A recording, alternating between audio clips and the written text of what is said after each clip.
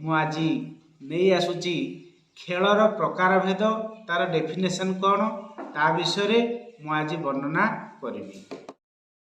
खेलर विभिन्न प्रकार उदाहरण रही तो विभिन्न व्यक्ति विभिन्न उदाहरण माध्यम खेलर डेफिनेशन देइचंती। तथापि खेल एभली एक मनोरंजन अटे जहाँकि शारीरिक कार्य मनुष्य को आनंद दिए एवं मनुष्यर शारीरिक मानसिक सामाजिक नैतिक आदि गुणर विकसित होता है। ये कार्य को आम खेल कही था। तो क्रोଙ୍କ भाषा रे खेल कार्य जहाँकि जड़े व्यक्ति से समय व्यस्त रही था निजर लक्ष्य पूरण कर आम खेल कहू। से भली आमर हरलाक तांको भाषा रे खेल एक कार्य अटे जहाँकि आनंद पाइबा पई करा जाए किंतु एहार शेष न था एवं शारीरिक और मानसिक शांति मिलता है ताको आम खेल कही था। ये होती हरलाक भाषा। तो आमे समस्ते जानिचे खेल साधारणतः दुई प्रकार, एक इंडोर गेम दुई आउटडोर गेम। इंडोर गेम कौन आउटडोर गेम कौन आम जानिचे जोटा कि भितरे खेला जाए रूम भितरे खेला जाए ताको आम इंडोर कही था। जेतेबेले आम फील्ड को जाई था बाहर को पड़े था ताको आम आउटडोर गेम बोली कही था। तो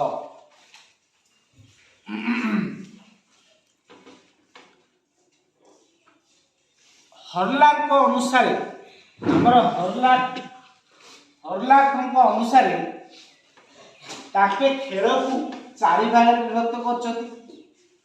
एक सांवेदिकात्मक खेल, दुई अनुकरणात्मक खेल, तीन अन्वेषणात्मक खेल, चारि मनोरंजक खेल। यही भाव में आमर हरलाक खेल तो करछंती। तो ये जो एक नंबर आसिला सांवेदिकात्मक खेल, ये खेल कौन ता विषय आम एबे आलोचना करवा। छुआटी जेतेबेले सी जन्म हुए सेतेबेले सी निजे निजे खेले, निजर अंग भंगी गोड़ हाथ निजे निजे सी विभिन्न एक्शन देखाए। तो ताकू किए छुआ को किए शिखाए ना, से निजे निजे खेले। तेणु ताकू सांवेदिकात्मक खेल बोली कहुए। दुई अनुकरणात्मक खेल ना, अनुकरणात्मक खेल कौन ना पिलाटी अनुकरण करिवो केमिति ना माँ झाड़ू मारुची पिलाटा मध्य झाड़ू मारला भलिया करिवो, माँ रोषेई करुची पिलाटी मध्य रोषेई कला भलिया अंग भंगी सब करिवो, बापा गाड़ी चलाउचंती पिलाटी मध्य गाड़ी रे बसिकी गाड़ी चलेला भलिया करिवो। ताको आमे अनुकरणात्मक खेल बोली कहिबा। तापर तीन रे आसिला अन्वेषणात्मक खेल कौन ना, अन्वेषणात्मक खेल कौन ना जेतेबेले छुआटी 4 ରୁ 5 वर्ष होइजिवो सेतेबेले को से खेलना धरिकी खेले। से खेलना को फोपाड़िबो, फोपाड़िला परे ताकू सजाड़िबो, ताकू सजाड़िबो से भितरे कौन अच्छी, से केमिति खेलनाटी केमिति तैयारी हेची, से भितरे से केमिति आवाज आसुची से जानिबा को चेष्टा करे। से खेल को आम कहबा अन्वेषणात्मक खेल।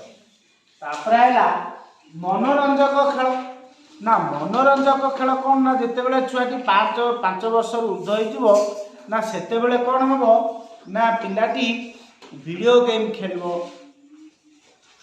तास रे घर तैयारी करिवो, काठीरे घर तैयारी करिवो, बाली रे घर तैयारी करिवो, बिल्डिंग महला बनइबो।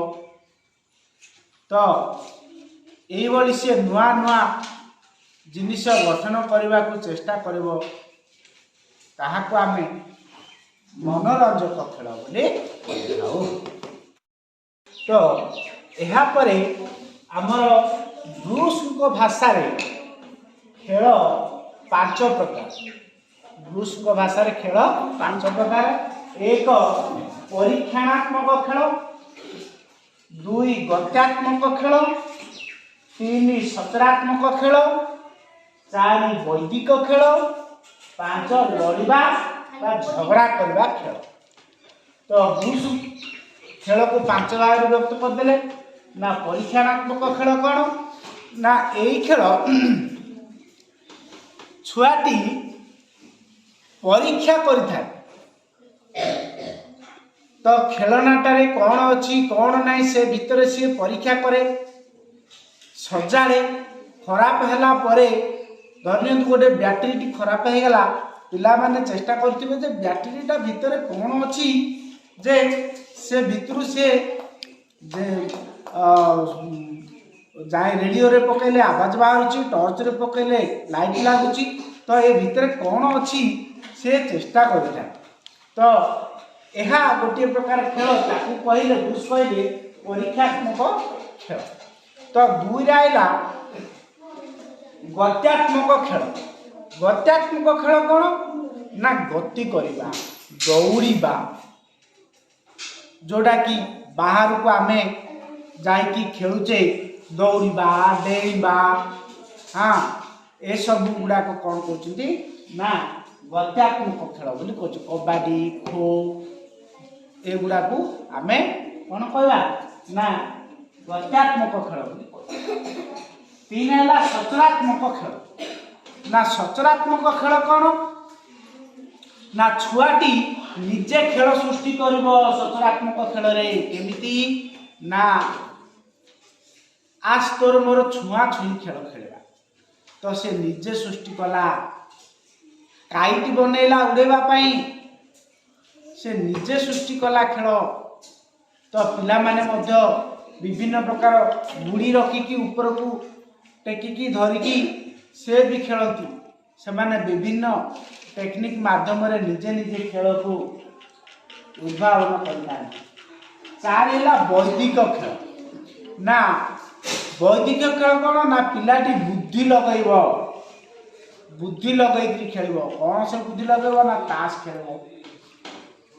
दिमाग का खेल, चेस खेल, कैरम खेल, जोटारे दिमाग रे चलुची जो खेल बुद्धि रे चलुची ताको आमे वैदिक खेल बोलकी ब्रूस कहले।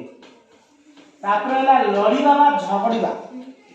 पिला माने लड़ीबा झगड़ीबा गोटे प्रकार खेल। तो कौन से खेल ना, कबाडी खेलुचंती, खो खेलुचंती, मल्लयुद्ध करुचंती। तो ये गुड़ाक जिते सब ये पार्ट आसला ब्रूस ताकू लड़ना बा झगड़ना बोली ताकू कहउचंती। ताकू 5 नंबर पार्ट रे रखिबे। तो खेलर प्रकार वेद विषय जानले हरलाक 4 भाग विभक्त कले, ब्रूस 5 भाग विभक्त कले। आमे जानिथिले इंडोर आउटडोर गेम। तो एई भली भाबरे विभिन्न प्रकार खेलर प्रक्रिया आमे जानिले।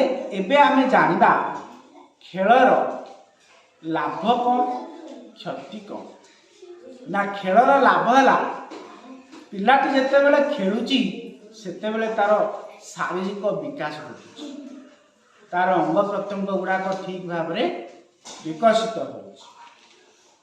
2 नंबर खेल द्वारा सक्रियता प्रदान करता है। खेलिले आम देह को सक्रियता प्रदान करता है, स्वास्थ्यवान आम रही। आउ कौन ना, खेलिबा द्वारा मानसिक मन शांति रही थाए, मन शांति रही थाए। खेलिकी आसिला परे आमे मानसिक शांति पाई था। आउ कौन रहिला ना, नैतिक सामाजिक विकास सहायक होता है। खेलिबा द्वारा नैतिक सामाजिक विकास होता है जे ए लोकटा खेली भल खेलुची खेलाड़ी से जुआड़े गले मध्य तार सुनाम जय जयकार गान करती से जेकोसी कार्य कले से सफल होता है जेहेतु से समस्त आगे परिचित हो जाता है। खेलिबा द्वारा जीवन में भविष्य जीवन में सहायक होता है। खेलिबा द्वारा मसल गुड़ाक टाइट हो जाता है जहाँद्वारा कि रोग प्रतिषेधक आमर जीवाणु गुड़ाक बढ़ी थाए क्षतिकारक रोग जीवाणु गुड़ाक मारी देता है जहाँद्वारा कि आम वृद्ध अवस्था पर्यंत सुस्थ आम रही था। तो ये है खेलर लाभ अनेक अच्छी तो आउ तो मुझे कहूनी तापर खेलर क्षति भी अच्छी खेलिबा द्वारा क्षति भी अच्छी कौन क्षति अच्छी ना खेल जिते आम हारी जाऊे मन दुख करुचे घरे गोटे कोण में बसी पड़ुचे ये भी गोटे प्रकार क्षति ना आउ कौन ना खेलिबा द्वारा खंडिया खाबरा हो जाए हाथ गोड़ भांगी जाए जहाँद्वारा कि आम असुस्थता अनुभव करछु खेल क्षति रही। तो मु खेलर प्रकार भेद विषय में किसी कहूनी बास जदि आपण को मोर पीरियड भल लगे ताहले आपण मते लाइक करेंगे। नमस्कार।